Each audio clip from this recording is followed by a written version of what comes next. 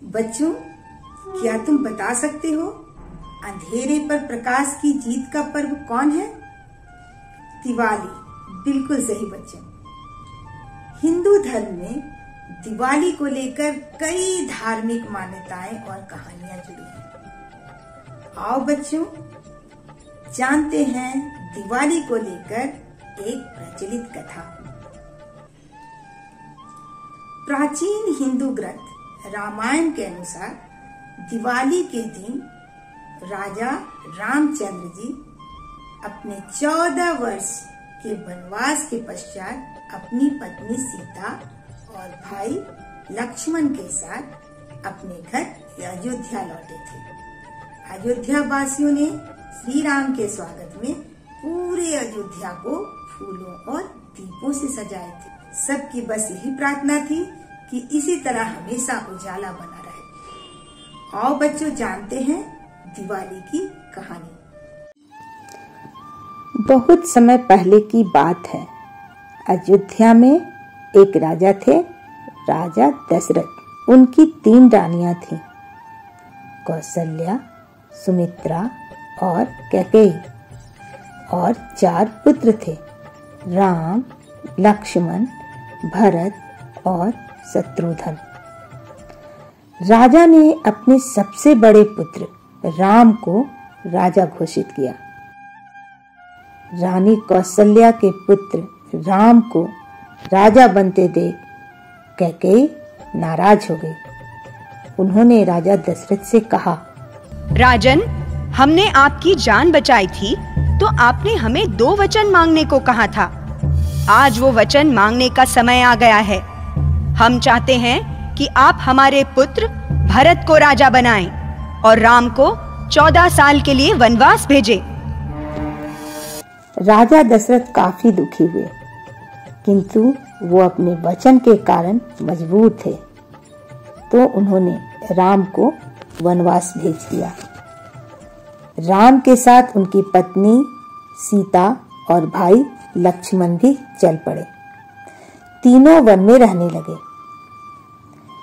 एक दिन शूर्पणखा नामक एक राक्षसी एक सुंदर नारी का रूप धारण कर वहां आई और वो राम जी को देखकर मोहित हो गई। वो बोली, मुझे आपसे शादी करनी है।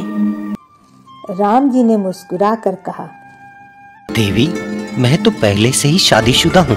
आप मेरे भाई लक्ष्मण के पास जाइए और उनसे पूछिए कि क्या वो आपसे शादी करेंगे।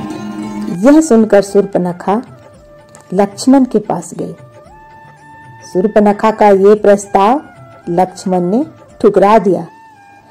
यह सुनकर शूर्पणखा क्रोधित हो गई और वे अपने असली रूप में आ गई।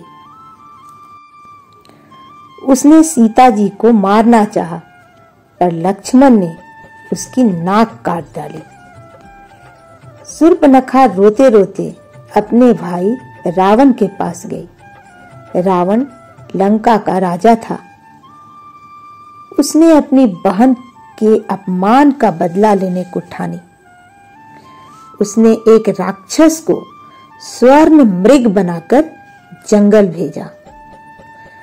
उस स्वर्ण मृग को देखकर राम, लक्ष्मण और सीता जी मोहित हो गए। राम एवं लक्ष्मण उस मृग के पीछे पीछे भागे ताकि वे उसे पकड़कर सीता जी को दे सके। इतने में रावण साधु के रूप में सीता जी के पास आया और सीता जी को अगवा करके ले गया। राम व लक्ष्मण जब वापस आए तो उन्होंने देखा कि सीता जी घर पर नहीं है, तो दोनों खोजने लगे। खोजते खोजते उन्हें एक घायल पक्षी मिला जिसका नाम जटायु था। जटायु ने बताया कि रावण सीता जी को अगवा करके ले गया। राम और लक्ष्मण लंका की ओर चल पड़े। रास्ते में उन्हें वानरों और भालुओं की सेना मिली। रावण से युद्ध करने वे भी चल पड़े।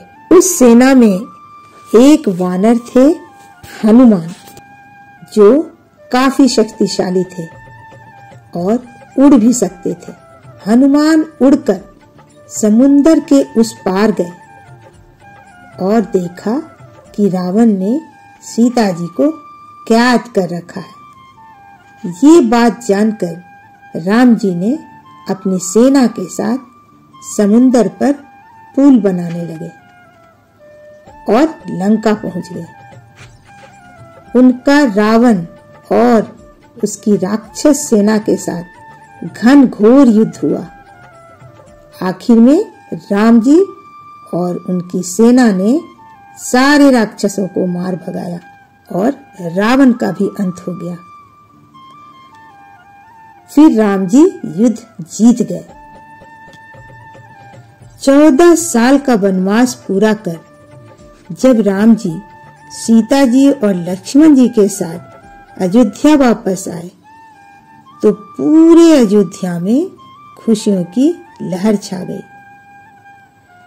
सारी प्रजा ने अयोध्या को दियों और फूलों से सजाया और भगवान राम का स्वागत किया। दीप जलाओ आज दिवाली आई रे, खुशी खुशी सब मिलकर गाओ आज दिवाली आई रे। दीप जलाओ आज दिवाली आई रे, खुशी खुशी सब मिलकर गाओ आज दिवाली आई रे। मैं भी लूंगा नए खिलौने तुम भी लेना भाई रे, मैं भी लूंगा नए खिलौने तुम भी लेना भाई रे। नाचो गाओ खुशी मनाओ आज दिवाली आई रे। दीप जलाओ आज दिवाली आई रे, खुशी खुशी सब मिलकर गाओ आज दिवाली आई रे। कभी पटाखे तुम ना लेना प्रदूषण ये फैलाए रे, कभी पटाखे तुम ना लेना प्रदूषण ये फैलाए रे। सबकी करे जेब ये खाली धुआं बनकर उड़ जाए रे। दीप जलाकर घर सजाओ खाओ तुम मिठाई रे, खुशी खुशी सब मिलकर गाओ आज दिवाली आई रे। दीप जलाओ आज दिवाली आई रे, खुशी खुशी सब मिलकर गाओ आज दिवाली आई रे। दीप जलाओ आज दिवाली आई रे, खुशी खुशी सब मिलकर गाओ आज दिवाली आई रे। पता है बच्चों, उस समय लोग पटाखे नहीं फोड़ते थे, घरों को दियों और फूलों से सजाते थे। पर आज हम लोग दीप के जगह बल्ब जलाते हैं और आतिशबाजी करके पूरे वातावरण को नुकसान पहुंचाते हैं। हजारों बच्चे दिवाली में दुर्घटनाग्रस्त होकर अपना अंक खो चुके हैं। ना जाने कितनों ने अपनी आंखें खो दी। बच्चों, तुम्हें पता है पटाखे बनाने वाले फैक्ट्री में छोटे छोटे बच्चे काम करते हैं, जिसके चलते वे तरह तरह के बीमारियों से ग्रसित है। आओ बच्चों, इस बार हम लोग दिवाली मनाएं, मगर पटाखों से नहीं, किसी जरूरतमंद को खुशी देकर दिवाली को सार्थक बनाएं। इस दिवाली हम एक छोटा सा पहल करें, किसी के उदास चेहरों को खुशियों से रोशन करें। अपने आसपास जहाँ तुम्हें कोई ऐसे मजबूर बच्चे बुजुर्ग मिले जिन्हें तुम्हारी जरूरत हो, उन्हें मिठाइयाँ, फल, कपड़े देकर उनके चेहरे को रोशन कर दिवाली को सार्थक बनाएं। आतिशबाजी के फिजूल खर्चों को समाप्त कर किसी की खुशियों की वजह बने। Happy and safe Diwali.